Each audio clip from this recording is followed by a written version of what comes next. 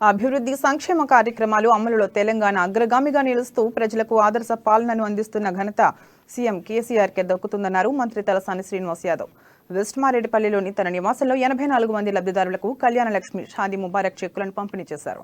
నిరుపేద ఆడపడుచుల పెండ్లికి 1,116 రూపాయల ఆర్థిక సహాయం ఒక్క తెలంగాణలో తప్ప దేశంలో ఎక్కడ ఇవ్వడం లేదన్నారు.